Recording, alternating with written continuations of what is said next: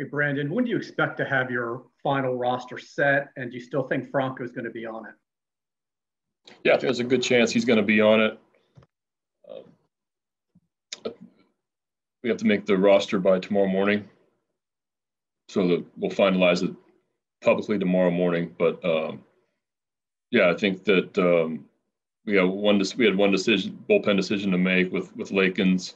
Lakins is going to get optioned down. Sulser is going to be on the team. Dillon Tate's going to be on the team. What else? That's probably about it. Next is Rich.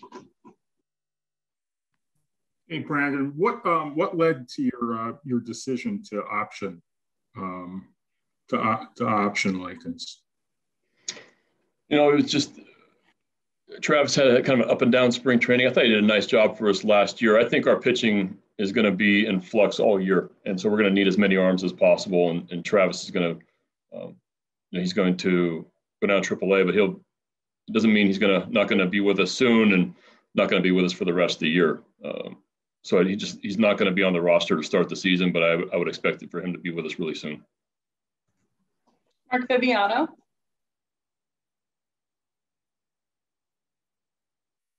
Hey, Brandon. Baseball is a stats-driven universe, obviously, but as the manager, with a finger on the pulse of these people that you're managing this year, is there anything that you sense about them that will enhance or exceed whatever stats are out there? I guess we call them intangibles. Well, I think I just talking with our hitters, I think we have we have a chance and opportunity to score a lot of runs. I think we have a lot of upside offensively. We have a lot of young hitters that I think are going to come into their own. And you started seeing that a little bit last year. I think we're going to improve on that. So, not statistically, or I'm not having any goals statistically for them, but I think that we have some really good young upside hitters that have a chance to have some good years. Up next is Morgan Adsit. Hey, Brandon, I know it sounds so simple, but one day away from what last year seemed impossible to happen is finally here. What's it like to be knowing 162 are going to happen and cross our fingers with some sense of normalcy?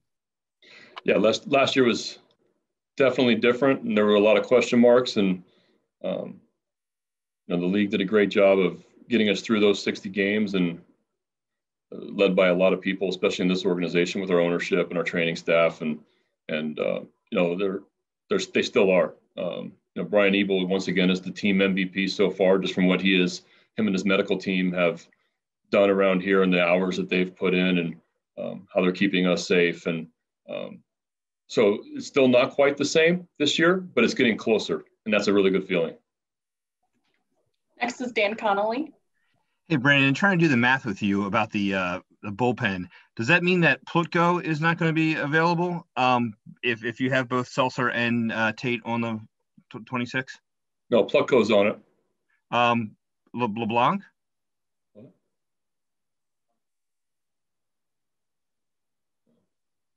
Well, did I answer? Dan, I'm not to announce. There's a couple of things in play. We'll release it tomorrow morning. Okay. But finalized. Okay.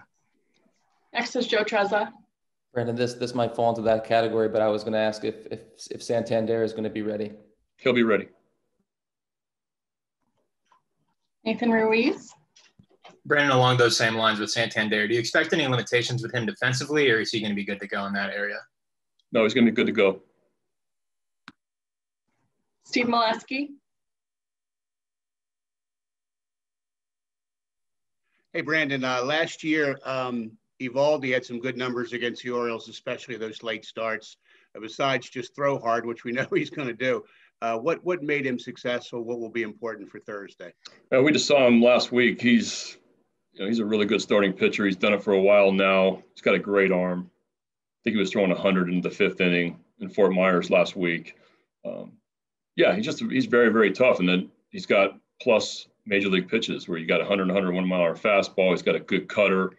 He can change speeds on you as well. He's done it at a high level. He's done it in the World Series. So we're going to have our hands full with him for sure, and try to take some good at bats and try to grind him down a little bit. Next is Jerry Coleman. Brandon, when it comes down to making the final decisions, when you get down to it tomorrow, how tough was it during this camp from what you saw? And, you know, will the decision process be a conversation with you, Mike, and maybe some other people inputting? How does that work? Yeah, it's collaborative. So we talk every day, multiple times a day about our roster, evaluating our players, and then we come up with the best decision we can from a roster standpoint. But yeah, we had a lot of decisions to make in camp this year. You factor in health and injury and all sorts of things as you go through a 5-week spring training, a month full of games, and things happen. So there were a lot of decisions. We tried to build up as many guys as possible. We brought in as many starters as we possibly could just because we know the season's going to be different. We're going to need innings on the mound, and we're going to need a lot of different guys to pitch for us. So we want to take a good look at everybody. We added 2 Rule 5s this year also. It also adds to an evaluation process.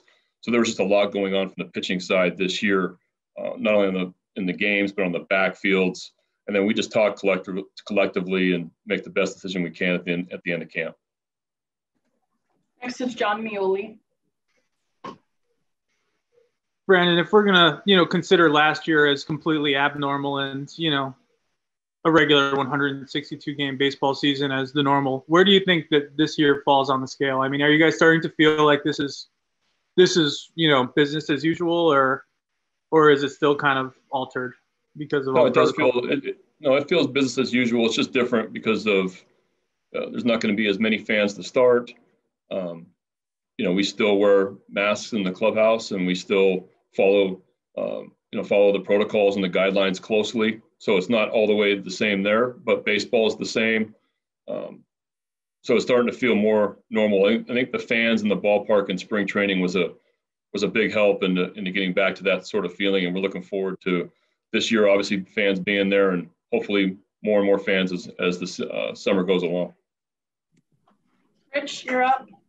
Hey, Brandon, DJ Stewart starts the season on the injured list. More than likely.